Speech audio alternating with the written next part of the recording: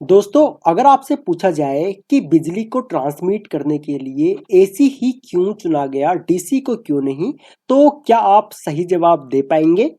आज की इस वीडियो में हम एसी और डीसी ट्रांसमिशन के बीच पूरा अंतर समझेंगे। वर्किंग प्रिंसिपल से लेकर कॉस्ट, एफिशिएंसी, रिलायबिलिटी और फ्यूचर टेक्नोलॉजी तक। वीडियो के अंत तक आपके इस टॉपिक से रिलेटेड सारे डाउट्स क्लियर हो जाएंगे।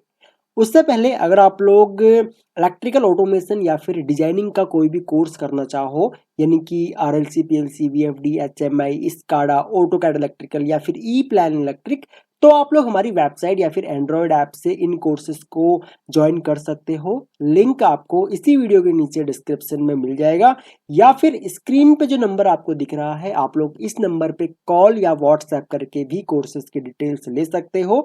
हम लोग कॉल पे Monday to Saturday 9 AM to 9 PM available रहते हैं।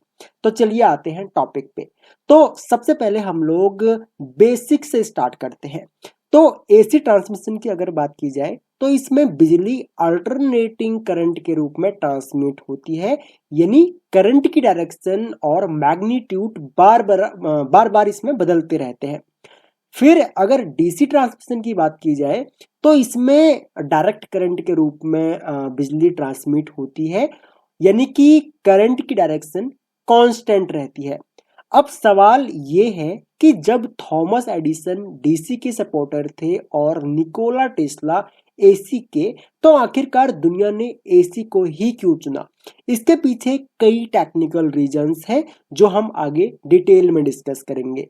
तो सबसे पहले हम लोग इनका टेक्निकल कंपैरिजन करते हैं वर्किंग और ट्रांसमिशन में। तो एसी और डीसी ट्रांसमिशन को कंपेयर करने के लिए कुछ मुख्य पॉइंट हमको देखने होते हैं। पहला है जिसमें से वोल्टेज ट्रांसफॉर्मेशन। इसमें क्या होता है, देखो, एसी को आसानी से स्टेप अप या स्टेप डाउन किया जा सकता है ट्रांसफॉर्मर की हेल्प से, लेकिन डीसी में ऐसा करना काफी कॉम्प्लेक्स और एक्सपेंसिव है। ऐसा नहीं है कि हम लोग डीसी को स्टेप अप या स्टेप डाउन नहीं कर सकते हैं, लेकिन ये जो प्रोसेस होता है काफी कॉम्प्लेक्स होता है और एक्सपेंसिव भी होता है। दूसरा पॉइंट आता है लॉसेस का। एसी ट्रांसमिशन में स्किन इफेक्ट और रिएक्टिव पावर की वजह से लॉसेस थोड़े ज्यादा होते हैं। डीसी ट्रांसमिशन में लाइन लॉसेस थोड़े से कम होते हैं। अगर डिस्टेंस फैक्टर की बात की जाए तो शॉर्ट और मीडियम डिस्टेंस के लिए एसी इकोनॉमिकल है। लॉन्ग डिस्टेंस जहां पे 400 किलोमीटर से ज्यादा अगर हमको ट्रांसमिट करना पड़ रहा है, तो वहां के लिए डीसी ज्यादा इफिशियंट साबित होता है। अगर पावर कंट्रोल की बात की जाए तो एसी ट्रांसमिशन में पावर फ्लो को कंट्रोल करना मुश्किल है। डीसी ट्रांसमिशन में पावर फ्लो को आसानी से कंट्रोल किया जा सकता है। फिर एडवांटेजेस एंड डिसएडवांटेजेस हम लोग देखते हैं।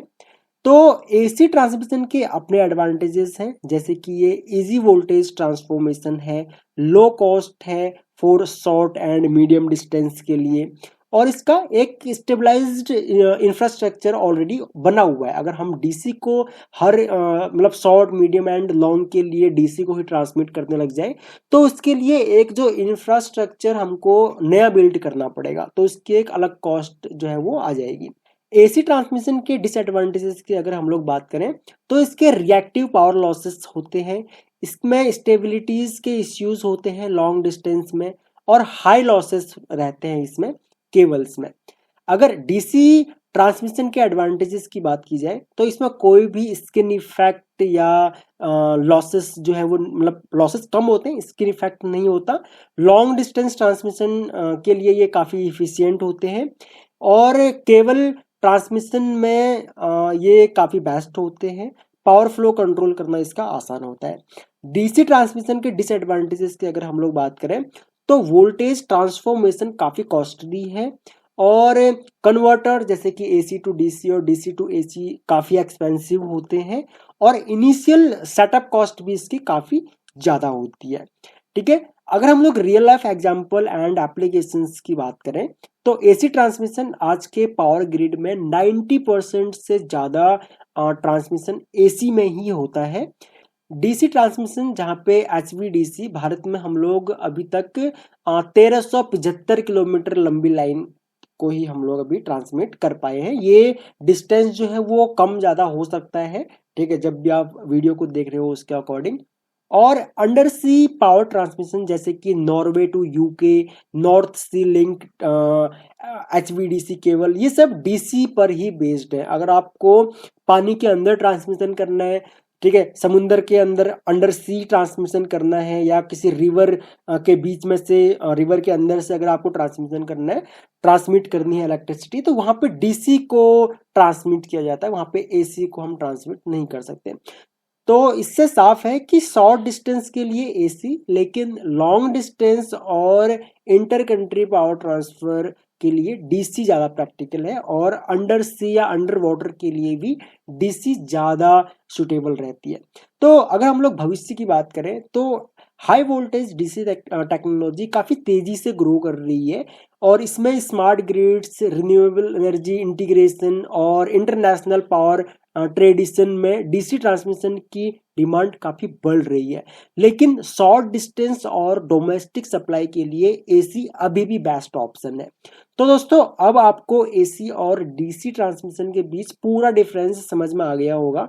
शॉर्ट और मीडियम डिस्टेंस के लिए एसी इकोनॉमिकल है, जबकि लॉन्ग डिस्टेंस और अंडर वाटर ट्रांसमिशन के लिए डीसी सबसे अच्छा विकल्प है।